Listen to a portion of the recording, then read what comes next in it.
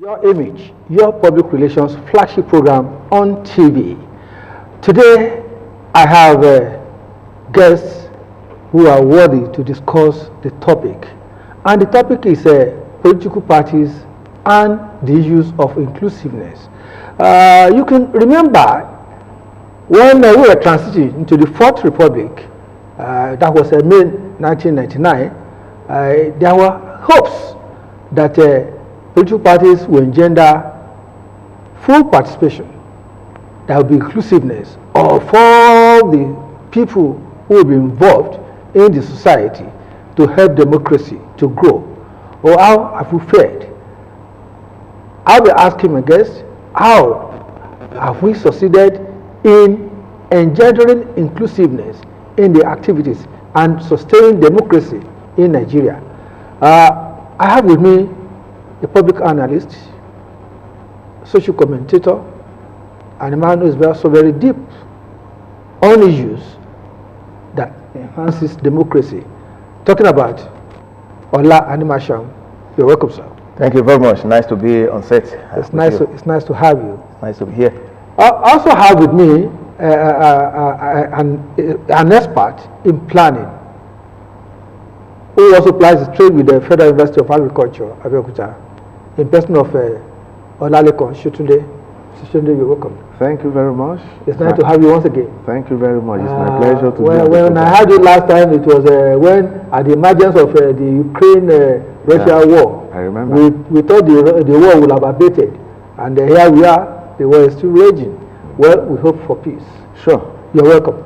Thank you very much. So now, what has been the issue? Why are people clamoring for non-inclusiveness? Why are people agitating? So we're here to discuss and to further enlighten and to further encourage the current political parties to engender a lot of inclusiveness in their planning program. ANIMASHAHUN.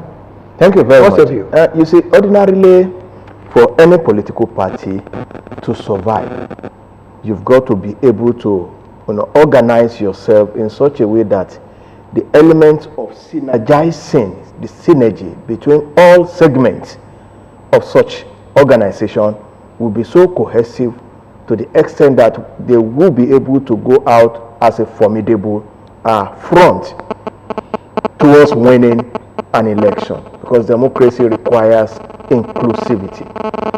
But where you have some elements, so to say, in quotes, lording themselves over the others, there is a tendency that people will feel disenfranchised within and feel that, well, the principle that brought us together is what we are supposed to pursue, not that you'll be pursuing personal agenda.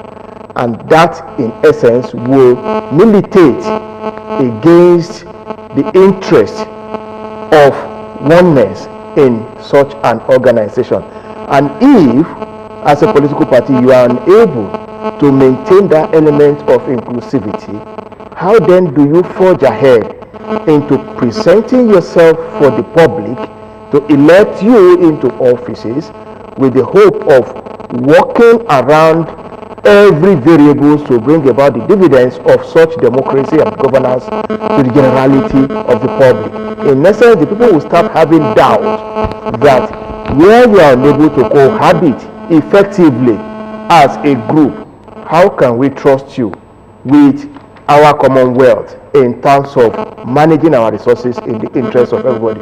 So the hope and aspiration of everybody, like you said, right from the Fourth Republic, let's just look at it from that angle, is that political parties will be developing perhaps faster than even assumed or expected in making sure that they are well integrated for the purpose which they are formed, for the principles, for the paradigms, or perhaps for their philosophy of governing the people, but rallying around together to make sure that this is feasible. Where this is not working with principle of inclusivity, then there is a serious challenge. And you cannot afford as a house to go in disarray towards an election. as it were. So it is expected that all elements of the political party, all hands must be on the deck. Nobody must be left aside in the course of pursuing such a goal. Thank you very much, sir. Is it the diversity in this nation that is causing the non-inclusiveness? Thank you very much. The issue of inclusiveness is complex and multidimensional. How do you mean? Thank you very much. We are talking about inclusiveness in a society where people have diverse opinion, beliefs, religion, and interest. We are talking about political parties, except for probably one or two. Most were gathered hurriedly in their quest and search for power. So when you have such cases, you have individual interest that has potential to transcend national interest. When you have such problem, then individuals will tend to laud their interest. And if such individuals are not able to present such interest, individual interest, to the extent that others, stakeholders, will accept it, then it becomes a problem. Inclusiveness refers to ensuring that the interests of other stakeholders, more importantly the interest of the nation, transcend individual interest. Now, how do you aggregate the interest of people of diverse religions and beliefs, diverse ethnic groups, some of whom came to power just to pursue personal agendas, to pursue personal interests? So when you have such as it is in Nigeria today, then you are bound to see the kind of dramas we are seeing. But Nigeria is not alone in this kind of dynamics. We have seen nations with more diverse nature aggregating views, engendering harmony, and encouraging several people to come together for national unity. You are correct. That is where the national unity, national agenda is well defined and understood by all stakeholders. Here, Nigeria is I can compare it to a relationship of a couple that is not working but are bound legally to just stay together as a couple. They are encouraged by their religious leaders not to separate. Look, Nigeria is a multi-ethnic society. Unfortunately, we don't have a constitution that takes care of all interests. We are just benefiting what we got from the military in 1998. So when somebody cries to the National Assembly today, they say let there be an amendment. When this one cries to the National Assembly, they say let there be an amendment. We've been on amendments. We've done it repeatedly. Yes, it is getting better by the day. But the truth of the matter is that there are individual interests. There are sectional interests. To have a government that will include the interest of all might be difficult for now. Well, let me even ask this question. Is it that we lack leaders who can make Nigeria a cohesive country? Not quite. You see, I agree that Nigeria is a country of nations. Yeah. Yes, it's a country of nations. But when it comes to making things work, you don't superimpose your interest over the other segment's interest. You are supposed to work in harmony. You step down some issues in the interest of that harmony. Yes, it might look like some leadership tends towards not working towards bringing about this cohesiveness, so to say, because of pecuniary interest of their sectional and or geographical locations. But if the constitution, so to say, or the system makes it inevitable for you to work on that cohesiveness, there's just no two way about it that you can derail, go outside it and say, I will not comply or I will not conform. Provided those who are superintending together with you, the other arms of governance, are doing the needful to make sure that every other sectors or a section of governance comply, and provided the citizenry also works towards that harmony, irrespective of religious, tribal, or whatever sentiments or differentials that are operating. Whose role is to galvanize the citizenry? Of course, the leadership is supposed to galvanize, perhaps the head of the country or whatever. But if he has escape routes if the constitution or some other regulations that should compel him to work, that is why people say the system is weak or something like that. If the systemic failure is there, he will have opportunities of escape. Exactly. And once he escapes, other segments of the nation or the country will see it as if this man is tending towards his own climb alone. He's not incorporating the benefits of the interest of others along the line. Then there will be aggregated disenchantment. People will feel not, aligned with, not recognized, feel shortchanged, and as such, there could be elements of insurgencies. There could be elements of outcries against the common interest that we are supposed to have. And everybody will now be saying, let me pursue my own goals as well. Give me the capacity to ventilate and do my own things my own way, because the nation does not seem, or the country does not seem to be favoring other segments or other nations, as it were. But we are not in a lawless society. Remember, we have institutions that are supposed to guide and to even regulate the activities of both the leaders and the citizenry. What is happening? Well, I raised the issue of constitution briefly a while ago. I would like to touch it briefly. You see, when there are no proper legal framework, you cannot govern any sane society without a proper legal framework. Let me be specific. Let me cite instances. When Trump was to leave office after losing election, he did all he could to remain. But the system worked against him. He mobilized house, he mobilized people to protest, even into the White House. But he could not fight the system because the laws were there. But we are talking about a society where people throw away, judges throw away legitimate cases on technical ground. Cases that are obvious. People throw it away, judges throw it away. Back to the issue of political parties. They were gathered together in a hurry. Some of them did not perfect the legal framework, party constitution, properly. Some people identified loopholes inside it through which they can pursue their personal agenda, take advantage of such. Then you have trouble, as it is with PDP presently. It is not stated anywhere that there will be zoning. A mutual agreement between stakeholders. We have been on it since 1999. It has been working perfectly. But in my opinion, somebody was not smart enough not to have kicked his brother away.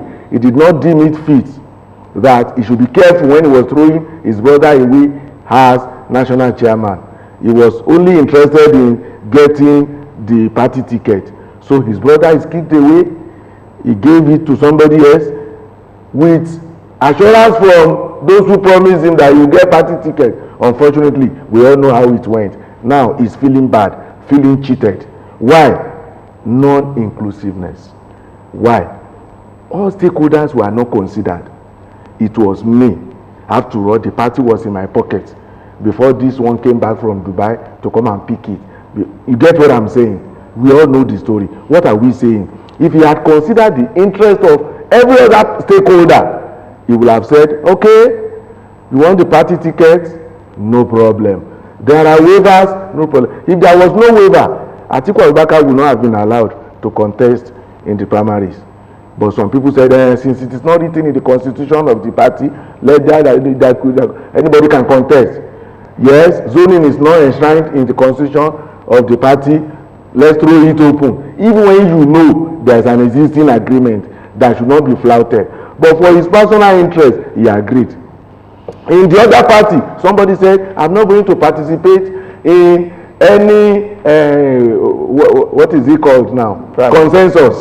Somebody said, no consensus. I prefer to lose this election than agree, put my hand on paper, that will be consensus. Whoever wants to contest with me should go out. Let's go to the field. And we all know the story. Let's go down to the issues of women, gender issue and youth affairs. You could see agitation coming from women.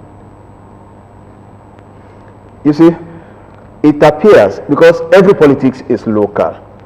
And that's why people always hammer on the system, hoping that the system will be able to checkmate excesses. Just like he referred to the issue of Trump.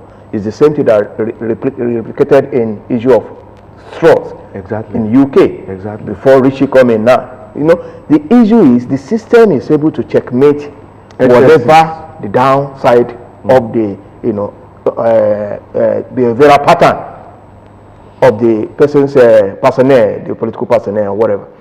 But in this situation, like I referred to the other time, the system is not really, is there but it's not checkmating because it appears we have some peculiarities. And it's because we're able to bypass. These peculiarities you are talking about, don't we have local solution for it? Ordinarily, we should have. But because the gladiators have perfected the acts of maneuvering to beat it, no matter your, you know, steadfastness with your local solutions, they will always go around to beat it. Okay, look at, you refer to the issue of women, you refer to the issue of the youths now. Even the women are their worst enemies. We've seen a situation in this country, the brain, what's the name of this woman who contested the primary for the primaries, and her vote was the only vote she got. And there were so many women. In fact, in politics, women are a large chunk of their followership. Correct. The same thing with the youth. But because those who are the gladiators knows how to, you know, perpetuate themselves, they know how to work on the other segments. They know how to convince the women. They know how to use money to confuse people. Not convince them, they confuse them into their followership. The youth also. Sometimes people talk about youth inclusiveness, youths are not being given the opportunity. But we tend to forget that power is not served a la carte. Correct. And most of those... Power resides with the people. It resides with the people. In fact, the sovereignty is with the people. So, unfortunately, you don't sit down and assume that that power will gravitate towards you without working at it. But they also have the number. You said? They also have the number. They have the number, but most of those who are the helms of affairs today started as youths. But they worked at it. It was not given to them just like that. I think I also need to add, the youth of today, I'm happy some of them are already galvanizing themselves towards getting to power. But it's like two opposing forces. Those who are seated now will not willingly give it up. And the youth that are supposed to capture it seems not to be quite much at advantage of pulling that thing. But they have to continue working at it. You don't say because I'm unable to do it now, I'm tired. The money factor is there. Who says the youth cannot muster the money? We've seen a replication of such an opportunity played out during the SARS crisis. They were able to galvanize resources for such a thing. So if they have a belief in a particular youth or some youths, they can as well do it. Who says youth could not have, gotten 100 million naira for? Exactly. If they really wanted to. Yeah. Yes, we are not saying they should be given that condition for anybody to contest. But as it were, I'm just of the opinion that youth should not relent. They should forge ahead. They should galvanize themselves. They can do it. Not necessarily through any of the leadership that we have. They can do it through their own evolving leadership to get to that position if they are able to work together as a force. If they are not being used, hands of Jacob and Esau, by those gladiators up there, they can do it. The same thing with the women. I hope they will do the needful on time before it is too late. Thank you, ANIMASHAHUN. Well, Sotunde, we've been analyzing the issues of non-inclusiveness. What are the implications of non-inclusiveness in engendering democracy? Thank you very much. What you see when major stakeholders are not included in activities is restlessness that we see in our society today. On my way to the studio, along Abiola Way, I don't want to mention the name of the political party. The women I saw there today cannot be less than 700 women. As I've seen the group at Abule Oloni, there's a public primary school at Abule Oloni. I've seen the women, the candidates, mobilized women. All I wish such group of people can be empowered to understand that they have political power and they can deliver it. How I wish such women can mobilize themselves together, nominate one person among them, finance the women. But unfortunately, they will not do that. Today, there is shout of non-inclusion of a particular segment or a particular region, and inclusiveness is should be an integral part of democracy if we want peace. Today, some of the issues we have with insurgency will not have been if those involved were engaged. Ab initio, engagement, no matter how small anybody's stake is in a system. Sorry to go into this. Some years ago, I had the privilege of talking to one of my ogas in Funab. Okay, these people you are fighting with, we shouldn't go into that. Do this, do this. The man refused to listen until they went to court. Now, presently, we have an outgoing person who has done well to include a lot of people in activities, stakeholders. Relative peace is existing. Despite the skirmishes that we have seen, it is obvious that relatively he has included people, he has carried many people along. We have 4 unions in the university. The only skirmishes we have now is just from one, and God has taken control. What I'm saying is this: when you don't include stakeholders, when you don't endanger inclusiveness as a political party, as a leader, even as a family man, you see issues. Well, issues of inclusiveness is so diverse that you cannot have one fit-all answer to it. But there are dimensions. While you look into the religious area, you know, people also play politics. Sure. With religion. Religion is politics. Religion is politics? Yeah. Yes. So, must the two go hand in hand? You see, the issue is, what is the implication? We are created as political animals.